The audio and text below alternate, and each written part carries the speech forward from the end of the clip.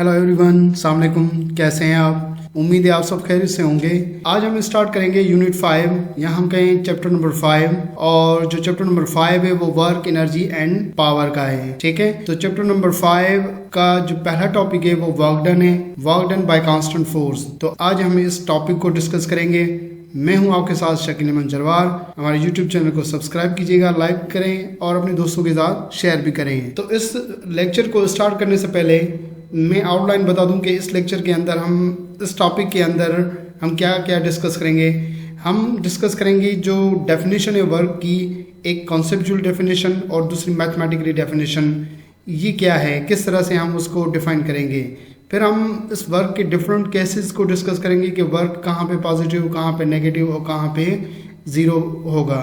ठीक है, और फाइनली हम वर्क के जो डिफरेंट यूनिट्स हैं, क्योंकि हमारे पास डिफरेंट यूनिट्स के सिस्टम में, तो सिस्टम्स में क्या क्या यूनिट्स होंगे वर्क के, तो वो भी हम डिस्कस करेंगे। तो आइए चलते हैं आज के इस टॉपिक की तरफ। सबसे पहले हम डेफिनेशन को डिस्कस करें कि डेफिनेशन क्या है। When force applied on any body it moves through a certain distance then it is said to be work has done on body. जब फोर्स अप्लाई हो किसी भी बॉडी पर, ठीक है, जब फोर्स अप्लाई हो किसी भी बॉडी पर और वो मूव करे through certain distance, means force apply करने की वजह से वो एक सर्टेन डिस्टेंस को कवर करे, तो हम ये कहते हैं कि बॉडी के ऊपर क्या हुआ है, वर्क हुआ है। लेट्स सपोज कि हमारे पास एक ब्लॉक है ये, और इस ब्लॉक के ऊपर जो है फोर्स अप्लाई होगी।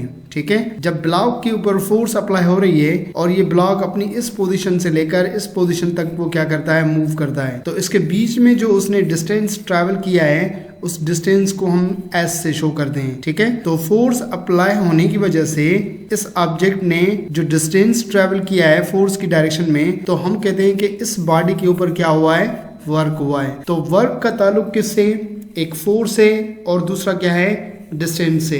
अगर ये किसी पर्टिकुलर डायरेक्शन में है तो हम कहते हैं कि ये क्या है, आपके पास ये डिस्प्लेसमेंट है। ठीक है, तो फोर्स का ताल्लुक जो है इन दो फैक्टर्स पर है, एक आपके पास फोर्स, दूसरा हम कहें डिस्प्लेसमेंट। अगर फोर्स लग रही है, फोर्स लगने से डिस्प्लेसमेंट कवर हो रहा है, तो इट मीन्स यहाँ पे क्या हो रहा है, वर्क हो रहा है। अगर खाली फोर्स लगती है, डिस्प्लेसमेंट कवर नहीं होता, ये जीरो है, तो यहाँ पर भी किसी भी किस्म का कोई वर्क नहीं होगा। ठीक है, तो कीप इन माइंड कि वर्क का ताल्लुक फोर्स से और किससे है, डिस्प्लेसमेंट से। जब फोर्स लगेगी, डिस्प्लेसमेंट कवर होगा, तो हम कहते हैं कि यहाँ पे क्या हुआ है, वर्क हुआ है। ठीक है, अब हम इसकी एक्सप्लेनेशन की तरफ हम चलते हैं। हम कंसीडर करते हैं कि एक जो है ये बॉक्स है, इस बॉक्स को जो है ये जो है लेडी क्या कर रही है, फोर्स अप्लाई कर रही है इस डायरेक्शन में। ठीक है, जैसे कि आपको यहाँ पे नजर आ रहा है। तो जब ये लेडी जो है इस बॉक्स को फोर्स अप्लाई करेगी, तो ये बॉक्स इस पोजीशन से लेकर मूव करके इस पोजीशन पर पहुंचेगा, यहाँ तक पहुंचेगा। तो इसने क्या कवर किया है, ये डिस्टेंस कवर किया है। अगर पर्टिकुलर डायरेक्शन में है तो हम कहते हैं कि ये डिस्टेंस आपके पास क्या है, डिस्प्लेसमेंट है। तो फोर्स लग रही है, फोर्स लगने से क्या कवर हो रहा है, डिस्प्लेसमेंट कवर हो रहा है। ठीक है, तो फोर्स लगने की वजह से जो डिस्प्लेसमेंट कवर हो रहा है, तो हम कहते हैं कि इस बॉक्स के ऊपर यहाँ पे क्या हुआ है, वर्क हुआ है यहाँ पर। ठीक है, अब हमने ये चेक करना है कि फोर्स जो है वो इस हॉरिजॉन्टल के साथ यहाँ पे क्या बना रही है, एंगल बना रही है। इसके बीच में क्या आ रही है, एंगल आ रही है। ठीक है, आप यहाँ पे देख सकते हैं कि यहाँ पे क्या बन रही है, हॉरिजॉन्टल, इस हॉरिजॉन्टल के साथ क्या बन रही है, एंगल बन रही है इस जगह पे। ठीक है, जब एंगल बन रही है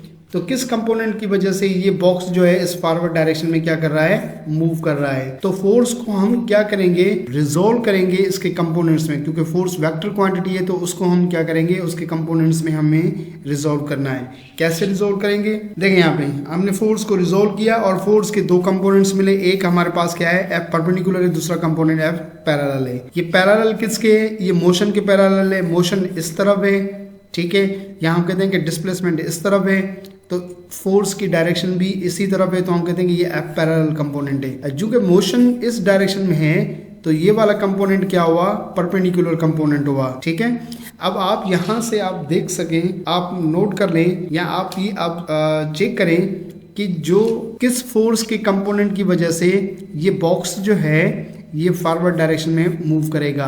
ऑब्वियसली एफ पैरेलल की वजह से, क्योंकि एफ पैरेलल इसी तरफ लग रहा है, तो इस वजह से बॉक्स जो है वो क्या करेगा, इस डायरेक्शन में मूव करेगा।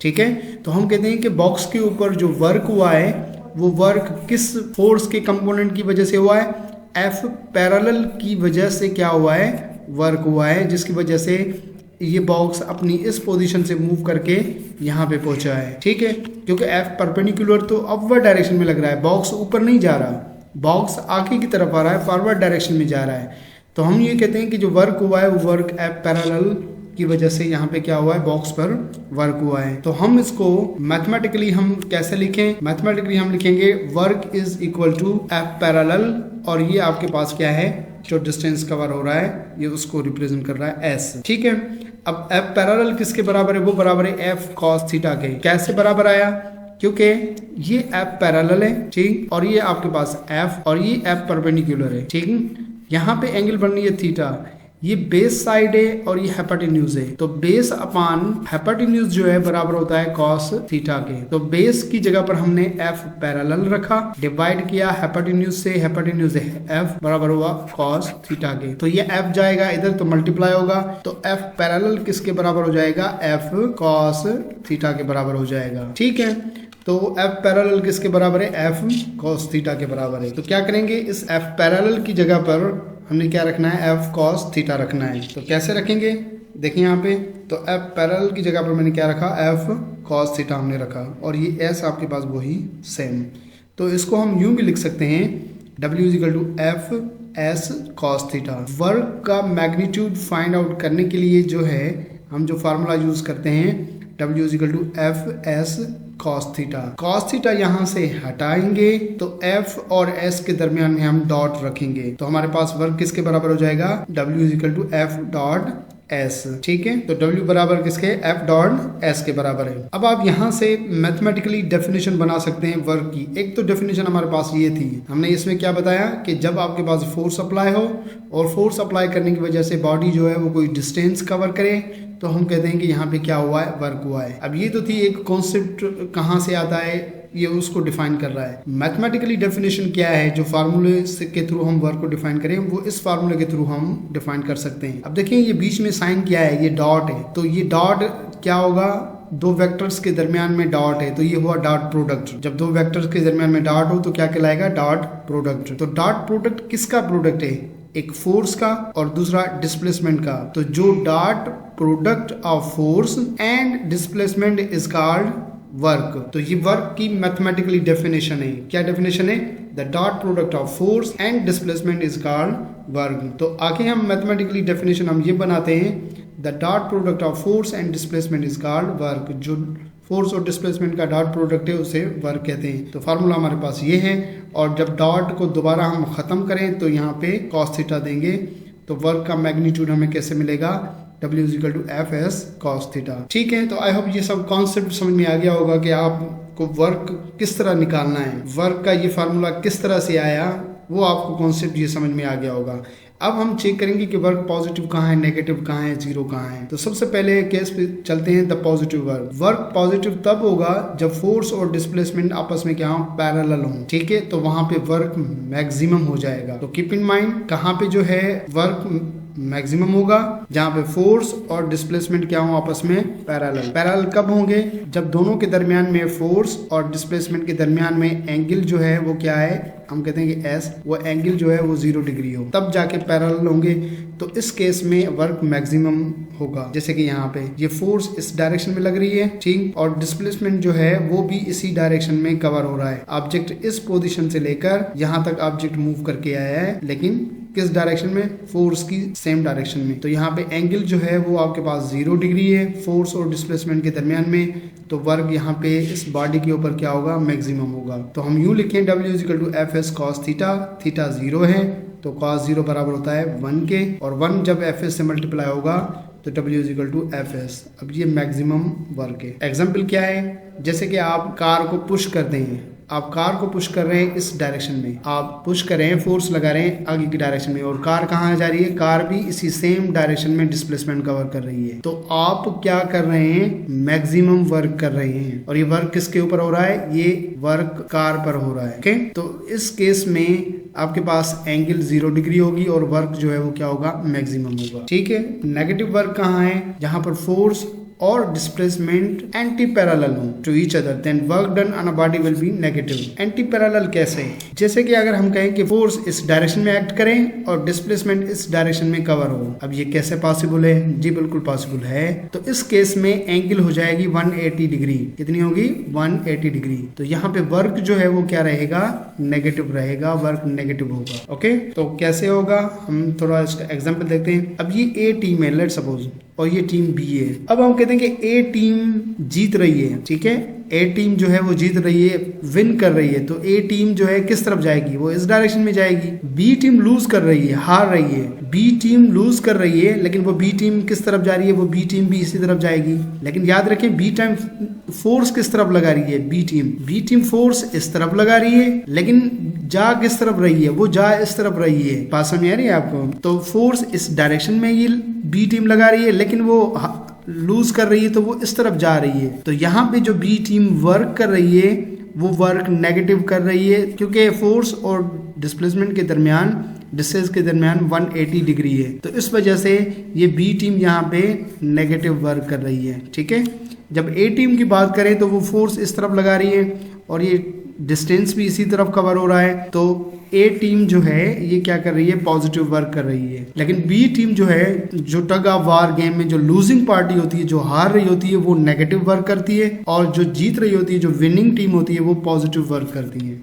ओके, अब हम चलते हैं जीरो वर्क पर। जीरो वर्क कहाँ पर होगा? If the force and displacement are perpendicular to each other. अगर फोर्स और डिस्प्लेसमेंट एक दूसरे के परपेंडिकुलर हो तो वहां पे वर्क जो है वो क्या होगा? जीरो होगा, ठीक है। कैसे होगा? फोर्स इस डायरेक्शन में एक्ट करे और डिस्प्लेसमेंट इस डायरेक्शन में हो, तो एंगल क्या आएगी? 90 डिग्री। तो दोनों परपेंडिकुलर हुए कि नहीं हुए? बिल्कुल हुए। तो फोर्स और डिस्प्लेसमेंट आपस में परपेंडिकुलर हो तो वहां पे वर्क क्या आएगा? जीरो होगा। अब F W is equal to F S cos theta. Theta force और डिस्प्लेसमेंट के दरमियान में 90 डिग्री हो तो कॉस 90 बराबर होता है जीरो के। जीरो मल्टीप्लाई होगा एफ एस के साथ, तो डब्ल्यू बराबर किसके बराबर हो जाएगा? जीरो के बराबर। मीन्स वर्क यहाँ पे जीरो हो जाएगा। कैसे? जैसे कि एक पर्सन है, इसने ये ब्रीफ केस उठाया हुआ है। ब्रीफ केस के ऊपर फोर्स लग रही है ऊपर की तरफ, लेकिन ये ब्रीफ केस जा किस तरफ रहा है? वो आगे की तरफ जा रहा है, ठीक है। तो डिस्प्लेसमेंट और फोर्स एक दूसरे के क्या है? परपेंडिकुलर है, 90 डिग्री है इस केस में। तो इस केस में जो ब्रीफ केस के ऊपर वर्क हो रहा है वो वर्क जीरो है। बात समझ आई?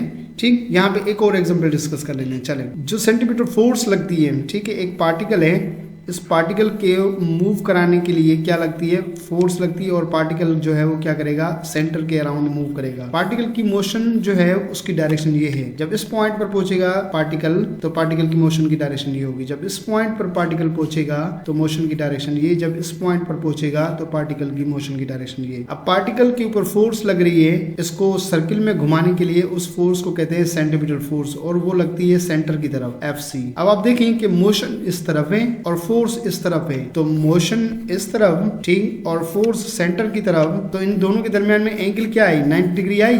तो वर्क डन बाय कौन वर्क करेगा? सेंटीमीटर फोर्स जो वर्क करेगी, ठीक है। हम कहते हैं कि cos 90 डिग्री, cos 90 जीरो के बराबर, तो जीरो FS से मल्टीप्लाई होगा तो वर्क क्या हो जाएगा? पूरा का पूरा वर्क जीरो हो जाएगा। तो इसका मतलब ये है कि पार्टिकल के ऊपर जो सेंटीमीटर फोर्स वर्क कर रही है वो वर्क जो है वो क्या है आपके पास? जीरो। तो सेंटीमीटर फोर्स हमेशा जीरो वर्क करती है, ठीक। इसको कीप इन माइंड, इसको ध्यान में रखिएगा। तो ये आपको समझ में आ गया होगा कि वर्क कहाँ पर जीरो होता है, वर्क कहाँ पर पॉजिटिव है, वर्क कहाँ पे नेगेटिव है। तो आइए चलते हैं आगे, हम इसके यूनिट्स को डिस्कस करते हैं। SI यूनिट वर्क का जूल है, इसको ध्यान में रख लीजिएगा। जूल कैसे आया ये देखना है हमें, क्योंकि मैक्सिमम वर्क बराबर है W equal to FS। F4 से ये बराबर होगा MA के, MAS। M मास है तो इसकी जगह पर किलोग्राम रखेंगे। एक्सेलरेशन मीटर पर सेकेंड स्क्वायर, और ये डिस्टेंस है तो हम इसकी जगह पर मीटर रखेंगे। ओके, किलोग्राम मीटर पर सेकेंड स्क्वायर ये बराबर होता है न्यूटन के। तो वर्क किसके बराबर हुआ? न्यूटन मीटर के। तो न्यूटन मीटर किसके बराबर होता है? ये बराबर होता है जूल के। मींस जूल किसके बराबर है? न्यूटन मीटर के बराबर है। तो वर्क का यूनिट क्या हुआ? जूल हुआ, ठीक है। तो वर्क का यूनिट क्या हुआ? जूल हुआ। ये प्रूव हो गया हमसे, ठीक। तो 1 जूल बराबर किसके है? 1 न्यूटन 1 मीटर के। 1 जूल 1 न्यूटन 1 मीटर का मतलब ये है कि जब बॉडी के ऊपर 1 न्यूटन फोर्स अप्लाई होगी, 1 न्यूटन फोर्स अप्लाई होने की वजह से अगर वो 1 मीटर डिस्टेंस ट्रैवल करता है तो उस बॉडी के ऊपर वर्क कितना होगा? 1 जूल होगा। अंडरस्टैंड? सीजीएस यूनिट है डाइन सेंटीमीटर। डाइन जो है वो सीजीएस में फोर्स का यूनिट है और डिस्टेंस का यूनिट क्या है? सेंटीमीटर। तो डाइन सेंटीमीटर जो है सीजीएस सिस्टम में यूनिट है। एफपीएस सिस्टम में जो यूनिट है वर्क का वो है पाउंड फीट। पाउंड फोर्स का यूनिट है एफपीएस में और फीट किसका यूनिट है? ये डिस्टेंस का यूनिट है। तो एफपीएस सिस्टम में जो वर्क का यूनिट हुआ वो पाउंड फिट हुआ और पाउंड की निशानी है एलबी। तो ये तीनों यूनिट्स थे, एक जूल एसआई में, डाइन सेंटीमीटर सीजीएस में और पाउंड फिट जो है एफपीएस सिस्टम में। मोस्टली हम ये यूज करते हैं एसआई यूनिट, तो एसआई यूनिट का वर्क का यूनिट है जूल। तो आई होप कि आज का लेक्चर आपको अच्छे से समझ में आ गया होगा। अगर इस लेक्चर में किसी भी किस्म की कोई कंफ्यूजन है तो वो आप पूछ सकते हैं। अपना बहुत सारा ख्याल रखिएगा, अपनी फीडबैक से जरूर आगाह कीजिएगा। Thank you very much. Allah Hafiz.